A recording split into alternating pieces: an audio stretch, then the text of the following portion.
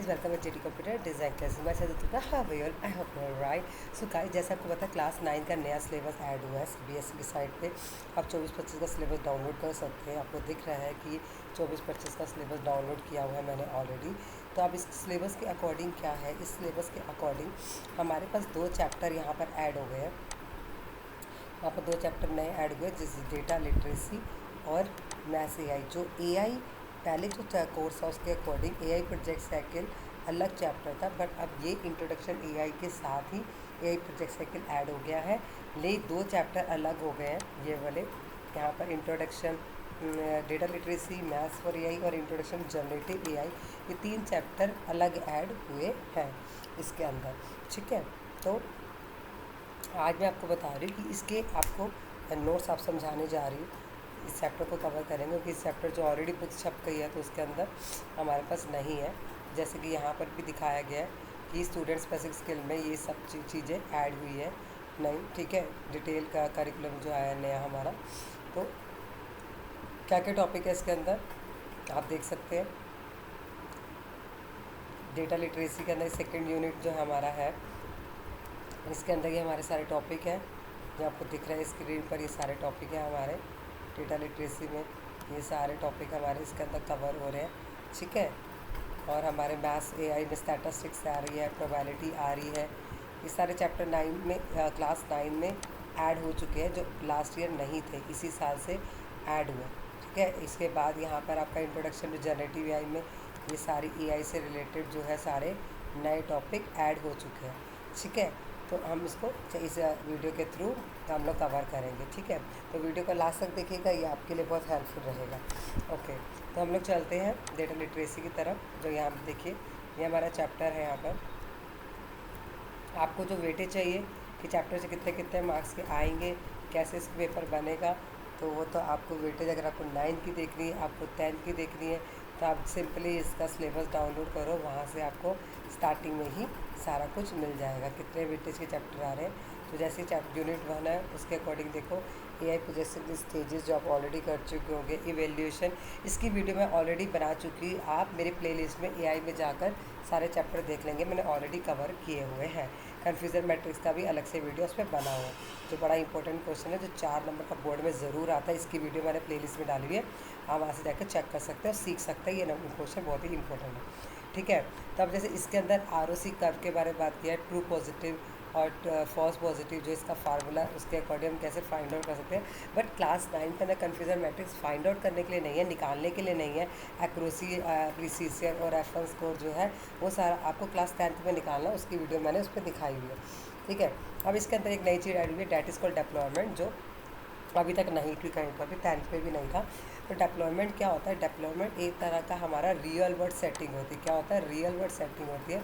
This involve integrate model existing system और application. जो भी हमारी API प्रोग्राम होते हैं डायरेक्टली सॉफ्टवेयर पे जब हम लोग काम करते हैं या डायरेक्टली हम एम्बेड करते हैं अपने सॉफ्टवेयर के साथ, तब हम लोग डेप्लॉयमेंट का यूज़ करते हैं. जो हमारी सबसे लास्ट स्टेज है, इवेल्यूशन के बाद हमारी लास्ट स्टेज जो आती है वो हमारी क्या आती है? डेप्लॉयमेंट आती है. Once integrate the model lead to able to process new data, provide prediction monitoring tool are establish to track the model. यहाँ पर मॉडल को ट्रैक किया जाता है कि सही काम कर रहा है या नहीं काम कर रहा. तो यहाँ पर हम लोग ये देखते हैं अगर कोई भी तरह का प्रॉब्लम होता है तो हम लोग रिपोर्ट कर सकते हैं, इश्यूज़ को सॉल्व किया जा सकता है. ये लाइव पे जाके काम करता है, ऑनलाइन डायरेक्ट. ठीक है, अब इसके अंदर वही आ गया. प्रॉब्लम स्टॉपिंग के अंदर प्रॉब्लम को देखते हैं. डेटा क्रिएशन में हम अलग अलग सोर्स से प्रॉब्लम को कलेक्ट करते हैं. डेटा एक्सप्लोरेशन में डेटा को एक्सप्लोर करते हैं पैटर्न्स के थ्रू.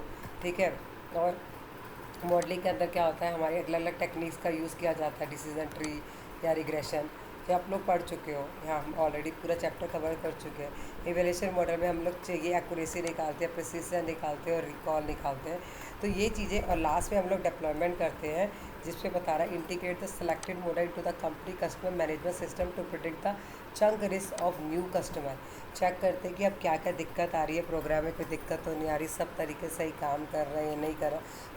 जितने भी है परफॉर्मेंस जो है उसको मॉनिटर किया जाता है. अब जैसे ये 4W कैनवस का मैपिंग टेम्पलेट है. ठीक है, आपने 4W ऐसे प्रॉब्लम स्टेटमेंट टेम्पलेट भी आप मेरी प्लेलिस्ट में देख सकते हैं. वो भी अगेन 4 नंबर का क्वेश्चन आता है जो ऑलरेडी मैंने वीडियो बनाई हुई है, आप AI की में जाकर उसकी वीडियो दे सकते हैं. ठीक है, वही ये सारे सब स्टेप है जो हमारे प्रोजेक्ट साइकिल के रिपीटेड है। अब इसके अंदर ये बताया एथिक्स और मोराल्स में क्या डिफरेंस है। एथिक्स आपको पता है कि जो हम लोग एक्सटर्नल सोर्सेज पे हम जो रूल्स फॉलो करते हैं, और यहाँ पर राइट और रॉन्ग जो हमारी हमें पता होता है अपने बारे में, जैसे इंस्टीट्यूशन ऑर्गेनाइजेशन में हम जो रूल्स को फॉलो करते हैं, या हमारे पर्सनल बिलीफ या कल्चर्स या रीजनल टीचिंग है, ये मोराल्स के अंदर आती है। कोई सिचुएशन है या प्रोफेशनल प्रैक्टिस है वो हमारे एथिक्स के अंदर आता है। पर्सनल बिहेवियर हमारा मोराल्स के अंदर आता है। तो हमारा पर्सनल से रिलेटेड जो भी हमारी पर्सनल वैल्यूज़ होती है वो हमारे मोराल्स के अंदर आते हैं। और जहाँ पर हम लोग कुछ भी फेयरनेस सोसाइटी में रिलेटेड कुछ करते हैं, या बिजनेस में कुछ करते हैं, या हम लोग एक्सटर्नल किसी ऑर्गेनाइजेशन में करते हैं, एक्सटर्नल बॉडीज़ में करते हैं, तो वो हमारे सारे एथिक्स के अंदर आते हैं। क्या वैल्यूज़ है, किसका हमें ध्यान रखना है, कैसे हमें लोगों के साथ डील करनी है, कैसे हमें अपने ऑफिस में अच्छे से बिहेव करना, कोई फ्रॉड नहीं करना, कोई इलीगल काम नहीं करना, और मोराल्स के अंदर हमें लोगों से अच्छे से बात करनी है, तमीज़ से बात करनी है। तो ये हमारा डिफ्रेंशिएट है, कैसे हम एथिक्स और मोराल्स का डिफ्रेंशिएट करते हैं। यहाँ पर भी एथिक्स के बारे में बताया गया है। एथिक्स है पर्सनल डेटा, इसमें यह है कि हमें जैसे अपने डेटा का ध्यान रखना चाहिए, लोगों से शेयर नहीं करना चाहिए किसी भी तरह का डेटा। अपने पर्सनल जैसे OTP है, वो साइबर क्राइम से बचने के लिए हमें सारी चीज़ों का ध्यान रखना चाहिए। इससे अपना डेटा शेयर ना करें, अपना डेटा कॉन्फिडेंशियल रखें, ठीक है। तो इन सब में बात है कि हमें कैसे अपने डेटा को ध्यान में रखना है। अब प्रिंसिपल्स क्या है ये एथिक्स के, ह्यूमन राइट्स क्या है, हमें पता होना चाहिए। Right to freedom, expression, discrimination, ये सब हमारे राइट्स है। बायस के अंदर क्या है कि हमें लोगों से भेदभाव नहीं करना चाहिए। AI में यही है कि AI बायस में हमें ध्यान रखना चाहिए कि AI सिस्टम को ऐसे ट्रेन नहीं करना चाहिए कि वो बाद में जाके फॉल्स एल्गोरिथम नहीं डालने चाहिए कि वो लोगों के साथ बायस करे, या कोई ऐसा डेटा नहीं डालना चाहिए जिसकी वजह से हमारे को बाद में आउटपुट गलत निकले, ठीक है। प्राइवेसी के अंदर क्या है, हमें अपने डेटा को प्राइवेट रखना चाहिए, डेटा लोगों के साथ शेयर नहीं करना चाहिए। सेंसिटिव डेटा है वो प्राइवेसी को ध्यान में रखना चाहिए, ठीक है। ये हमारे राइट्स भी है। तो AI के अंदर, इसके अंदर हमें इस बात का ध्यान रखना चाहिए। इंक्लूज़न के अंदर भी यही बात बोल रहे हैं कि हमें हमें ऐसा काम करना चाहिए जो बेनिफिशियल सबके लिए इक्वल होना चाहिए। कोई जेंडर, रेस या डिज़ेबिलिटी को लेके हमें कोई भी भेदभाव नहीं करना चाहिए, ठीक है। AI सिस्टम भी ऐसा हमें बनाना चाहिए जिससे कि कोई भी इक्वालिटी ना हो, सबके लिए एक्चुअल इक्वल अपॉर्चुनिटीज़ हो। आई होप आपको यहाँ तक समझ में आ चुका हो। कोई भी डाउट है कमेंट सेक्शन में पूछ सकते हैं। वीडियो को लाइक शेयर सब्सक्राइब करना मत भूलिए। Bye bye, take care, have a wonderful day ahead.